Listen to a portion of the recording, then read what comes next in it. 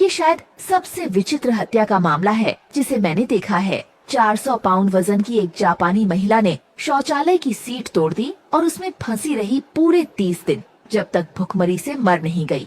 Police जांच के बाद पता चला कि यह दिखने वाला दुर्घटना वास्तव में एक अविश्वसनीय हत्या थी और हत्यारे की कार्य प्रणाली और हत्या का उद्देश्य सभी वयस्कों की कल्पना से परे थे। मृत महिला का नाम लीजा था और उसके पति का नाम दावान था, जो बहुत ही देखभाल करने वाला था। दावान न केवल घर के कामकाज को अच्छी तरह से संभालता था, बल्कि वह अच्छा खाना भी बनाता था। अलसाई रहने वाली लीजा को हर दिन केवल खाना, सोना और शौचालय जाना ही करना होता था। 1 महीने पहले दाइवान को विदेश में काम के लिए जाना पड़ा, क्योंकि वह अपनी अकेली पत्नी की घर पर चिंता कर रहा था। उसने टॉयलेट के दरवाजे के पीछे एक नोट चिपकाया, जिस पर उसने अपनी पत्नी के लिए कुछ प्यारे सुझाव लिखे थे। उदाहरण के लिए, शौचालय में धूम्रपान न करें, पानी की बचत करें और शौच के बाद फ्लश करना याद रखें। सबसे महत्वपूर्ण बात यह है कि शौचालय के सीट पर धीरे धीरे बैठे, ताकि अधिक दबाव से वह टूटे नहीं। असल में अधिक वजन की वजह से लीकू के कारण कई टॉयलेट सीट्स पहले ही खराब हो चुकी थीं। टालमार ने कई बार याद दिलाया, लेकिन लीकू को कोई फर्क नहीं पड़ा। हर बार जब वह टॉयलेट जाती तो जोर से सीट पर बैठ जाती।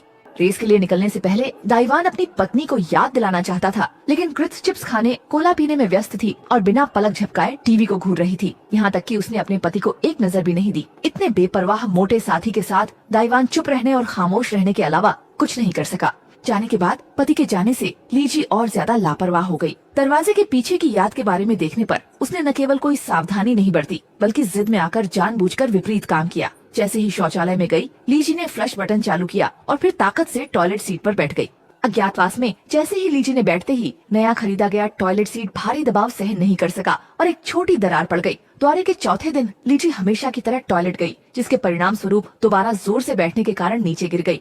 ज्यादा जोर लगाने से जैसे कि टॉयलेट सीट 2 हिस्सों में टूट गई। लीजी का विशाल शरीर तुरंत गिर गया और टॉयलेट में बुरी तरह फंस गया। जितना भी जोर लगाया, निकल नहीं पाई। लीजी ने मदद के लिए आवाज दी, लेकिन घर के कमरे की आवाज इंसुलेशन इतनी अच्छी थी कि बाहर की आवाज को टॉयलेट सीट के टूटने की आवाज ने पूरी तरह ढक लिया। पड़ोसी अंदर की पुकार सुन ही नहीं सकते थे और उस समय का संचार उपकरण बहुत पिछड़ा हुआ था, जिन्हें आसानी से ले जाया जा सके ऐसे मोबाइल फोन नहीं थे। घर का एकमात्र लैंडलाइन फोन भी बेडरूम में था। इसी तरह लीजी पूरी तरह से शौचालय पर फंस गई। समय पलक झपकते ही बीत गया और 1 महीना जल्दी ही निकल गया। जब दावान काम से लौटे तो आश्चर्यचकित हो गए जब उन्होंने पाया कि उनकी पत्नी शौचालय में फंसी हुई हिल नहीं रही थी। दाइमारू ने सावधानी पूर्वक आगे बढ़कर अपनी पत्नी के छोटे हाथ को छुआ, लेकिन उसे पता चला कि वह ठंडा हो चुका था। फिर भी दाइमारू ने आखिरी उम्मीद के साथ आपातकालीन सहायता को फोन किया। जब बचाव दल पहुंचा और लीजू की जांच की तो अफसोस की बात है कि सब कुछ देर हो चुकी थी। लीजू की मृत्यु हो चुकी थी। बचाव कर्मियों ने तुरंत पुलिस को सूचित किया। दाइवांग के पड़ोसी संयोग से एक पुलिस अधिकारी थे। उनका नाम क्यूईशान था। क्यूईशान की पत्नी को पहले से ही भोजन का अध्ययन करने का शौक था।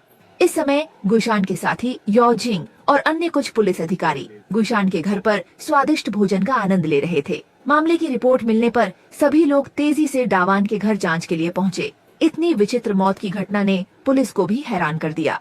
मौके के निशानों को देखकर लगता है कि लीजी की मौत वाकई एक दुर्घटना थी, लेकिन अनुभवी जांचकर्ता यूजिंग को लगता था कि मामला इतना सरल नहीं है। यूजिंग ने देखा कि डावॉन ने बाथरूम के दरवाजे के पीछे चिपका हुआ एक याद दिलाने वाला नोट और दरवाजे के पास रखा सूटकेस। आमतौर पर लोग जब बाहर से यात्रा करके आते हैं तो या तो सूटकेस को लिविंग रूम में रखते हैं या उसे बेडरूम में।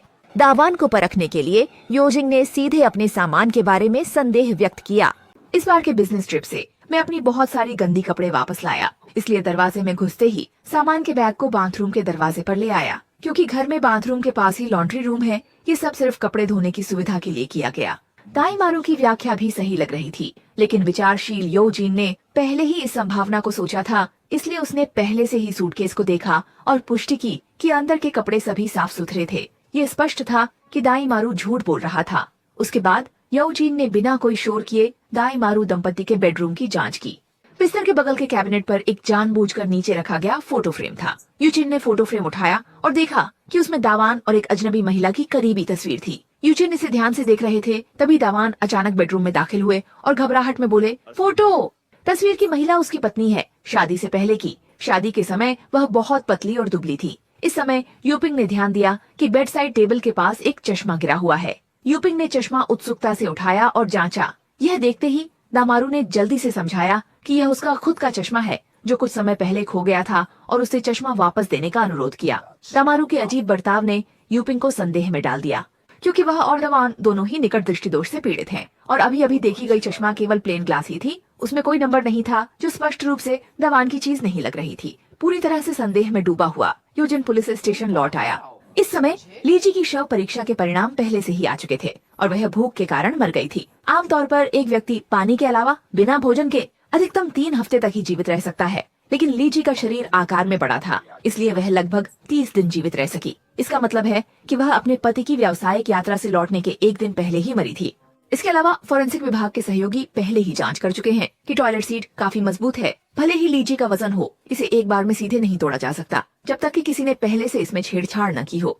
इस प्रकार पानी के बहने की आवाज ठीक से शौचालय के कुंडली के टूटने की आवाज को छुपा देती है, जिससे लीजी धीरे धीरे करीब आते संकट से बेखबर रहती है।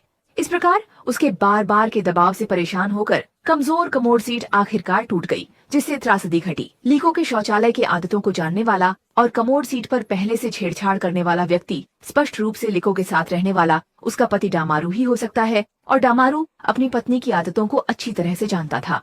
उसे पता था कि उसके द्वारा छोड़े गए याद दिलाने वाले कागज न केवल उसकी पत्नी को रोकेंगे बल्कि उसके विपरीत प्रभाव डालेंगे, जिससे उसके हत्या की योजना को और अधिक सुचारू रूप से आगे बढ़ने का मौका मिलेगा।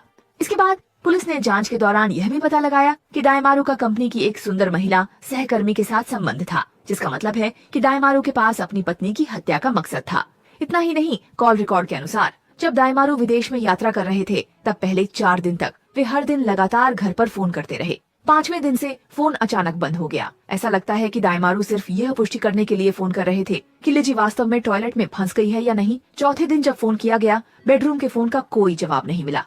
ताइवान शायद यह समझ चुका होगा कि उसकी योजना सफल हो गई है, इसलिए उसने फोन करना जारी नहीं रखा। बेशक ये केवल पुलिस अधिकारी योजिन के अनुमान है। वर्तमान में कोई प्रत्यक्ष सबूत नहीं है जो साबित करे कि दाइवान ही हत्यारा है। असहाय होकर योजिन को फिर से दाइवान के घर जाकर उसे सीधे आमने सामने बात करनी पड़ी। उसे पहले ही मना कर दिया है क्योंकि वह अपनी पत्नी से बहुत प्यार करता है और इस घर से कभी भी विश्वासघात नहीं करेगा। और द्वारे के दौरान घर पर फिर से फोन नहीं किया क्योंकि काम अचानक व्यस्त हो गया था, इसलिए पत्नी से संपर्क करने का समय नहीं मिला।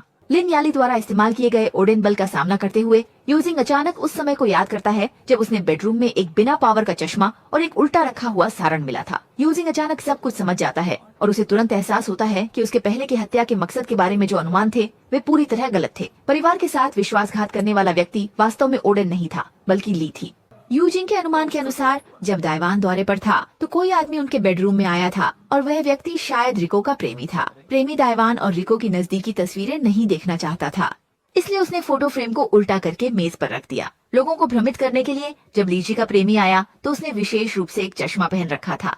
दामारू की तरह दिखने के लिए वह चश्मा शायद वही था जो उसने गलती से गिरा दिया था। और जब यूजिंग ने चश्मा उठाया तो दामारू ने झूठ बोला कि यह उसकी खोई हुई वस्तु थी, जिससे वह पत्नी के प्रेमी के अस्तित्व को छुपा सके और पति के रूप में अपनी प्रतिष्ठा बचा सके, साथ ही अपने असली हत्या के इरादे को छुपा सके।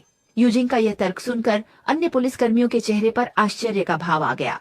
दामारू का मानसिक प्रतिरोध पूरी तरह टूट गया और उसने अपने अपराध को स्वीकार कर लिया। दावा के अनुसार वह और लीजा कॉलेज के सहपाठी थे। उस समय लीजा महाविद्यालय की देवी थी और उनके आसपास हमेशा एक बड़ी संख्या में प्रशंसक रहते थे, लेकिन लीजा ने अंततः साधारण दावा को चुना, जिससे दावा आश्चर्यचकित और खुश हुआ। शादी के बाद दाइवान ने हमेशा कुरिको को अपने हाथ की हथेली पर रखा। न केवल उन्हें बाहर काम करने से रोका बल्कि सारे घर के कामकाज भी खुद ही संभाले। जब कुरिको ने दाइवान की तारीफ की कि उनका खाना स्वादिष्ट है तो दाइवान अपने पाक कौशल को सुधारने के तरीके ढूंढते रहते थे और विभिन्न व्यंजनों को बनाने की कला में निपुण होते गए। ली पति की खुराक से दिन ब दिन मोटी होती गई, लेकिन दामारू को उससे जरा भी परेशानी नहीं हुई, बल्कि उसे ऐसा महसूस हुआ कि इससे उसे सुरक्षा का एहसास होता है। अंततः वह यह विश्वास करने लगे कि वह लीजी के दिल में अपरिहार्य बन गए हैं। वैसे भी लीजी का ऐसा वजन देखकर कोई और उसकी जगह लेने की सोच भी नहीं सकता था, लेकिन अंततः दावान बहुत भोला निकला। लीजी न केवल इस परिवार से बल्कि प्रेम से भी अंधी हो गई थी और उसने पक्का मन बना लिया था कि वह दावान से तलाक लेगी। दाइमारू ने बहुत प्रयास किया लेकिन असफल रहे और तभी उन्होंने हत्या का इरादा किया। जहाँ तक अपराध की प्रक्रिया की बात है वो युक्यू की विवेचना से बिल्कुल मेल खाती है। मामले की सच्चाई अंततः सामने आ गई। इसके बाद दाइमारू को पुलिस ने गिरफ्तार कर लिया। लगता है कि कुछ लोग जीवन भर किसी के मानसिक दास बने रहते हैं, जागृत होने से इनकार करते हैं और कभी हार नहीं मानते, पर अंत में वो सिर्फ एक शून्य के साथ खो जाते हैं